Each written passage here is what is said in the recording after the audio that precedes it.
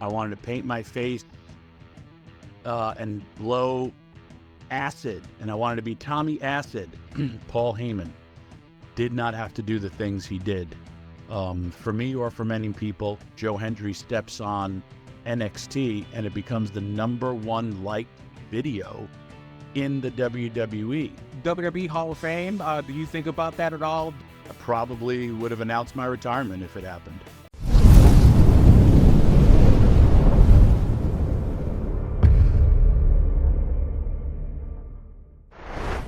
Hey, what's going on, everyone? This is Angel from WrestlingNews.co. I'm here with the one and only Tommy Dreamer, innovator of violence. How you doing, Tommy? I'm well. How about yourself? Doing all right. We're talking about Busted Open After Dark.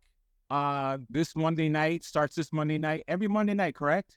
Yes, every Monday night, right after, well, I should say at 11 o'clock, we're going to go live. So if there's an overrun, maybe I'll be doing some guest commentary at the Raw desk.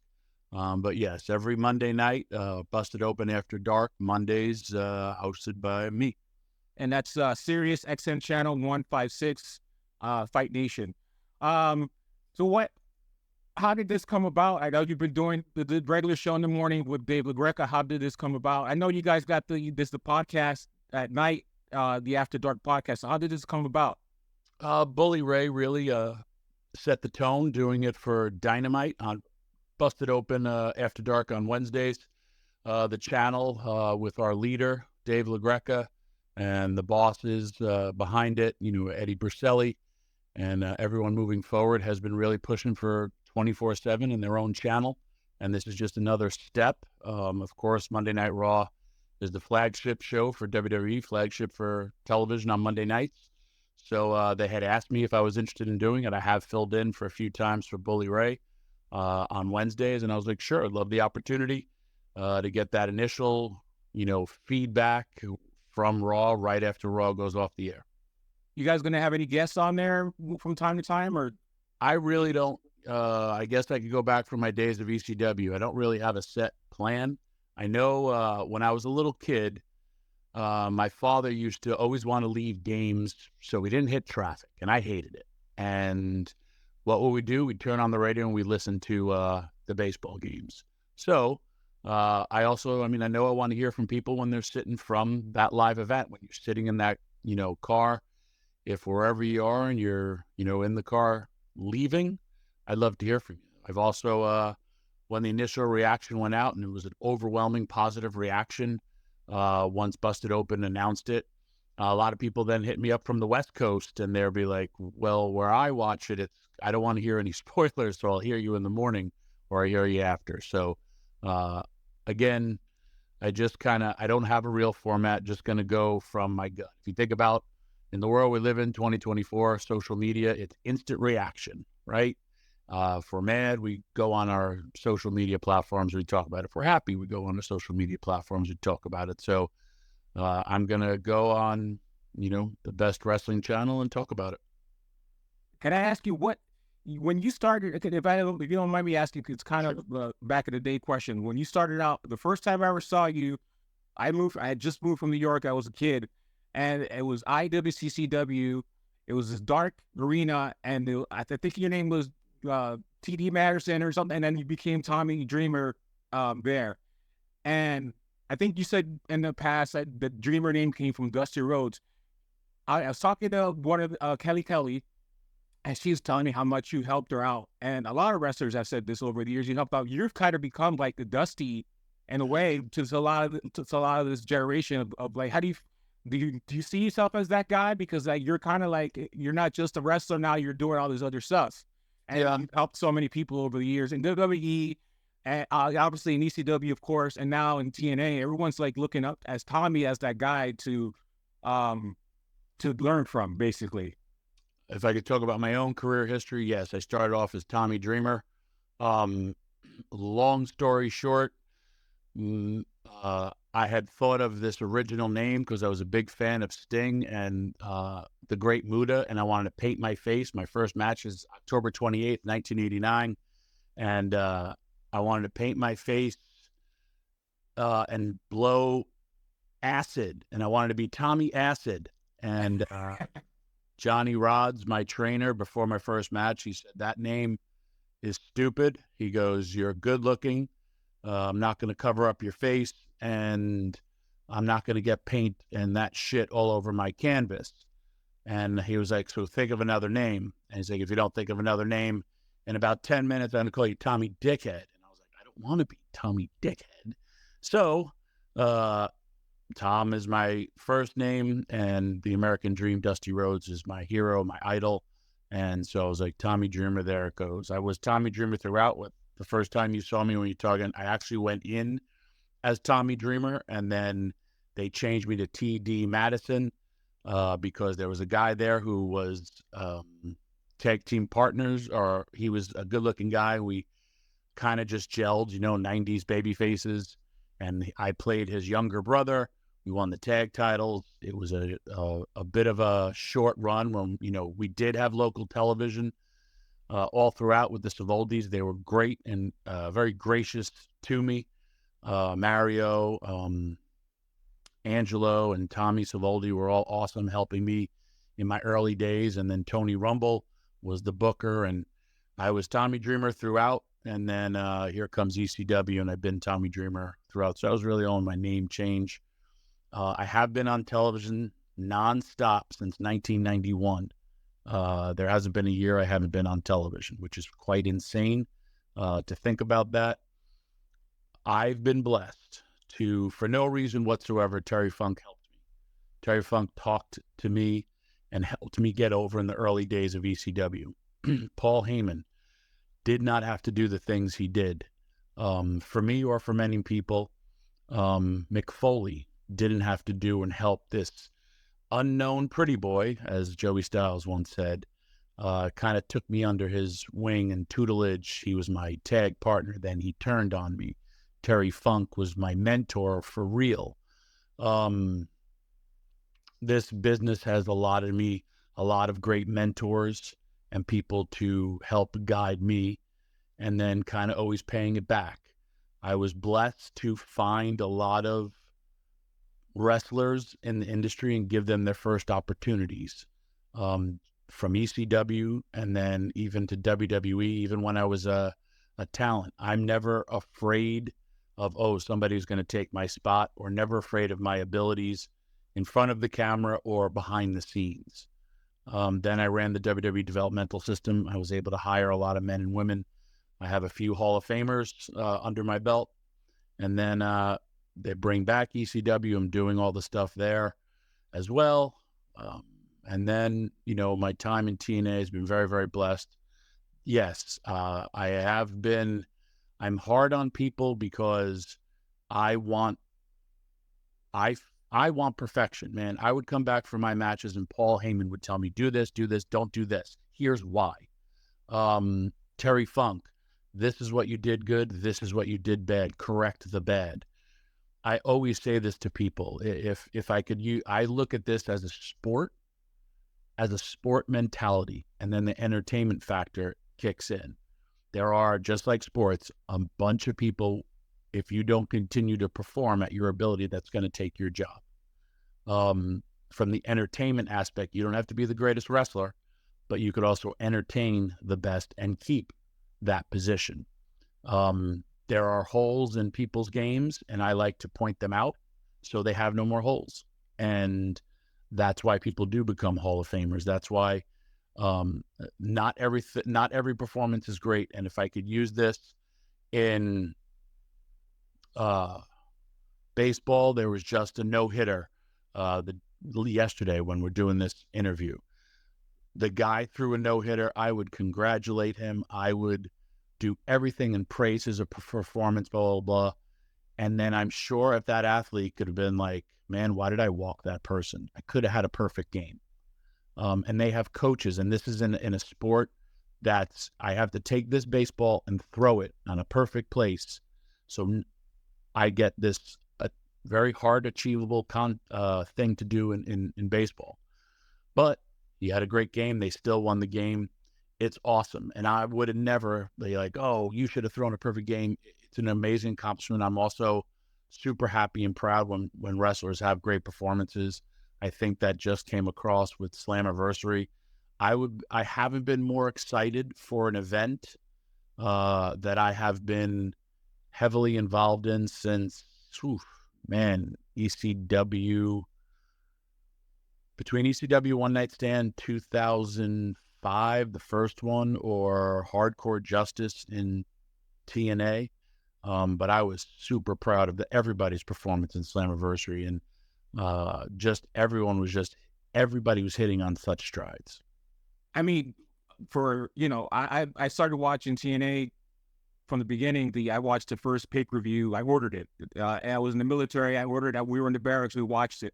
I bet through the good, through the good and all the bad stuff. And everybody knows there were some bad years. What's changed for anybody that hasn't checked out TNA? Like, what's changed about the product? Why should they be watching now?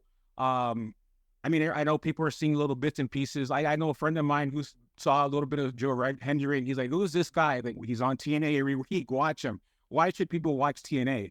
If you look at the crossover we're doing with NXT, it's proving that it works. I say we're kind of the wrestling world's greatest secret. We watch wrestling differently now. It's not just you got to sit there and watch the program. You watch it through social media. You watch it through clips, Facebook, YouTube. This company's been around a long, long time. It's been on a great stride because of again, a team effort. There's been a great additions with Nick Nemeth, Matt and Jeff Hardy, and they come in as surprises, and you're like, what am I witnessing? It's great wrestling moments. And for me, if I can give back, like I said, from my experiences from that thing called ECW, because if it's myself, Rhino, Bully Ray, when we walk out there, Paul Heyman, they still chant it. They still chant it because we made everything magical. In TNA lately, it's been a great team effort. And Joe Hendry, because you brought him up, Joe Hendry got himself over with his music, and then the machine also gets behind him for his wrestling and how he is presented, to the point where Joe Hendry steps on NXT and it becomes the #1 liked video in the WWE, which is bigger than The Rock's return, bigger than CM Punk, bigger than Cody Rhodes. These are things where and again, I grew up in the 80s. There was a lot of wrestling companies. I'm a fan. I'm still a fan. But TNA offers, if you think about what's the difference between WWE, AEW, TNA, New Japan, it's all really falls under the one thing, professional wrestling. Just like baseball or football, there's how many teams, they still play the same game. However, it's different eyes and a different management style of how people view these people. I don't need that microphone because I'm talking on my phone. I saw reports about upgrades to production and maybe different venues. Are there any places you guys that haven't gone in a while or haven't gone to at all that you might want to be going to? I know you're going to Tampa coming up on August 2nd and 3rd. You got Louisville on the 30th and 31st, Victory Road on the 13th in San Antonio, and I don't know where Balfour Glory is going to be, but you guys got a lot of shows coming up in different cities. Anywhere else you guys want to go to, or any specific venues? Hammerstein, maybe? I don't know if that's even feasible. I don't know. I remember, listen, I'd love to travel everywhere. Again, take this different product of men and women that work so hard and take it as many different places as you can. See what hits. We're on 3 consecutive sellouts. We went from Chicago, where Matt Hardy versus Moose, that show, we were not allowed to, wrestlers could not leave the building because fire marshal said, if you leave, we're not allowing you back in. The next week or the next 2 weeks in Philadelphia, the first night's pretty close to a sellout. Second night sold out. Again, we can't let any more people in. Slammiversary was jammed. And then the next day at TV, we had, I think, over 2,000. So in 2 days, 6,000 people came to Montreal, Quebec, Canada to see this product called TNA, which was awesome to see. A lot of men and women that have worked there or spent their careers there haven't gotten to perform in front of such a live crowd. Again, hence why I was so happy, because it's Here's how your hard work is paying off. Beauty of pro wrestling. Again, if you go back and watch the original ECW, you could watch it on Peacock. Go watch that first show. My first TV taping for ECW, there was 39 people there. I watched it. I lived it. And then if you go back and you watch, we had the same hard camera all the time. And then we had to keep on expanding. Then we have to bring in bleachers for our back row. Then we have to bring in bleachers for our 2 side rows and our front, because we couldn't fit any more people in that building.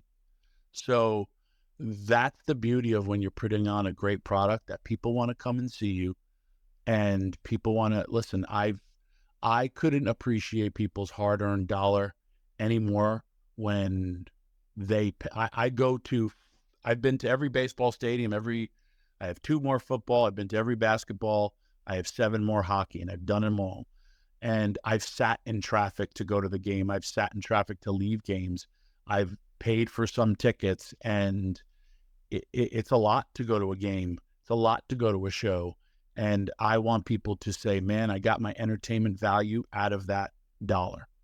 And when I am a part of something, it has been a great team effort, but I want people to leave that way. I want people to leave happy. This is professional wrestling. It should be an escape. And when you go to a live event, I want you to be like, man, that was worth it. I know you've got other things you got to do, so I'll just make it quick with the last couple of things. The WWE Hall of Fame, do you think about that at all? Do you think, I think a lot of people want to see that happen now that Paul's in there. Is that something you think about at all, or no?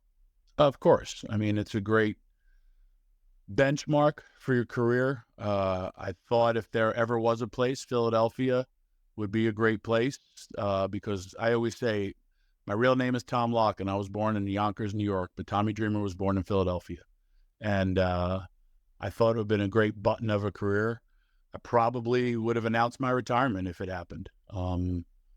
Not that I want to ever stop wrestling, but if I could have had a perfect circle moment, I probably would have done that. Yeah. And when I say I'm never going to wrestle again, I'm never going to wrestle again. It'll be hard for me because I love wrestling. I just wrestled last night. I have 5 shows in a row coming up this week. And then we're off to TNA. I love wrestling. I do about 200 shows a year. And I love connecting and meeting fans and people sharing their stories with me. Or, I mean, even you and I, before you came on, you're like, man, I was an ECW fan. Even when I called you earlier, it's like, I've had those same moments.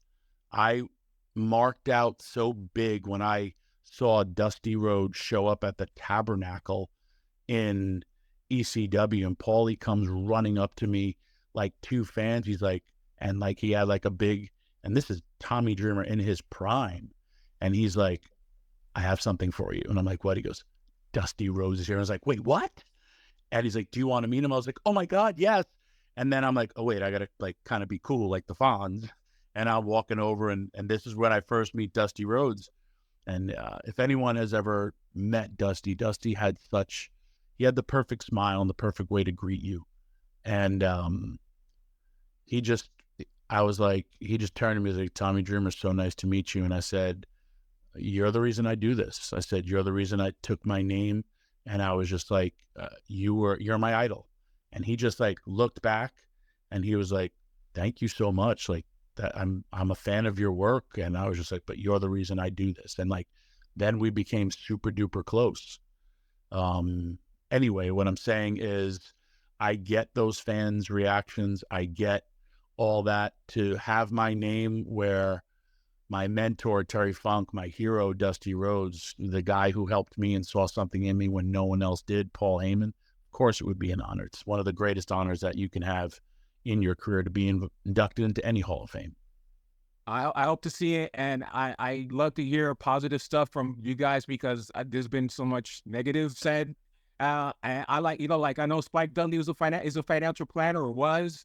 I saw Rhino at Slammiversary, and I like to see there's a lot of good from that era. So I like to just kind of push that out there, because I'm not as much of a fan as the negative stuff. So I like to hear that, and I hope you get the Hall of Fame. You're not in the TNA Hall of Fame. You should be in that too. So that's just saying. Well, I appreciate that. Probably wouldn't do that due to my influence in the company, and I wouldn't want ever people to say, "Oh, he's there because of what he does behind the scenes." And listen, there's been a lot more. TNA doesn't put in enough people. They usually do one or two, which I love. It makes it special. I think there's a lot more people who deserve to be in the TNA Hall of Fame before I do. And yes, I'm very proud of my TNA career. I first went there in 2009, and I've always been helping out in the back since. So pretty happy with that as well. Awesome.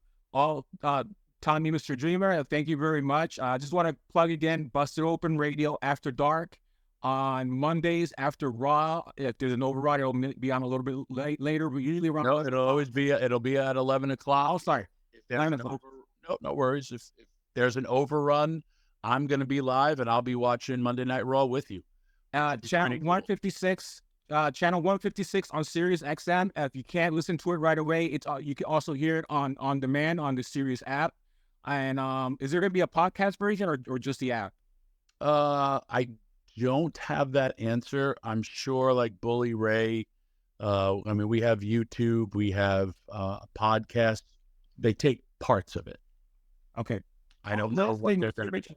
Last thing, since you mentioned Bully, are you guys going on the road for shows or anything, like talking shows, like speaking shows or anything like that, or any? It would be more speaking arguments if it's between Bully and I. We haven't. Both Bully and I's schedules are really, really full.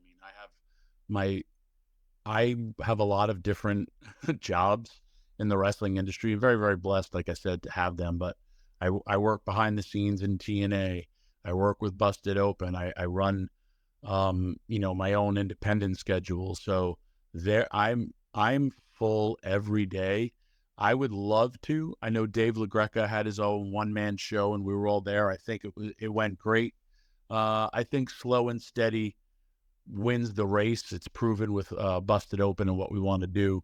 I think because he wrestles not as much as I do, but I think when I can no longer wrestle, I'll probably do more speaking engagements. Sounds good. Well, thank you again for doing this, and hopefully we could do it again anytime. Let me know if you're interested. And once again, Tommy Dreamer, and I'll plug this on the website as well, and appreciate this so much. Thank you. Oh, thank you, man. Appreciate it. And look forward to everyone of the nation and everyone listening on SiriusXM and the new SiriusXM app. Awesome. Thank you so much.